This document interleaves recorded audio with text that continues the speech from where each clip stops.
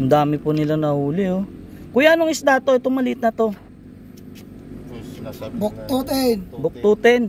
Tapos ito, tingnan nyo po yung hito. Kulay puti, yung native nila oh. Amerikano naman yan. Ha. Yung native po talagang na native. Foreigner yan, foreigner. Ito yung native na native no. Hindi, foreigner maputi. Foreigner. Maputi no. Ito dalag. Pagka maliit bulig. No. Baby. Baby pa no. Ito hitong maliit to. Oh. Bata pa nga. Ayan, bibiling kasi natin. Tapos ano pa ba? Mga hipon no. Tapos meron pang parang may palaka. Ayun, may palaka.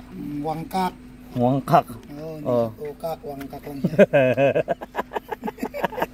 Ito, native. Kaya pwede ko bang bilhin to?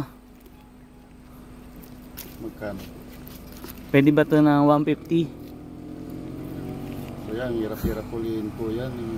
Barat-barat nyo naman. Hindi mo naman minuli. Kinuryente mo. Paano? Kinuryente niya. Hindi naman hiluli no? Kaya pamigay na lang niya ngayon yan. Hindi ba pwede 150? 200? Mahirap po huliin yan kuya. Dagdagan nyo po ng konti. Magaling ka naman humuli. 201. 201. Ito, hindi lang naman ano. 201. Pwede na. 201. Ano kuya? 201? Pumayag si kuya. 201. Dagdagan daw ng konti. Kunti lang naman. Oo, ate. Hindi nakatawad na naman tayo. 201 lang. Huwag ipasalin nga doon sa likod.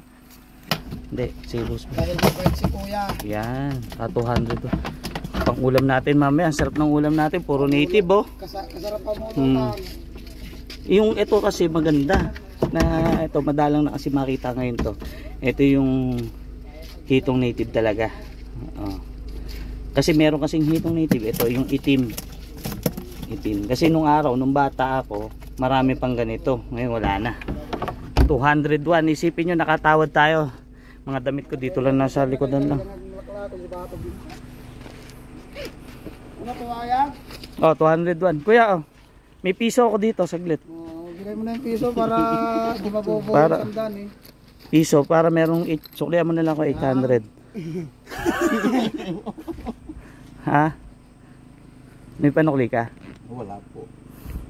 Paano yan? Pabarya muna natin. Opo.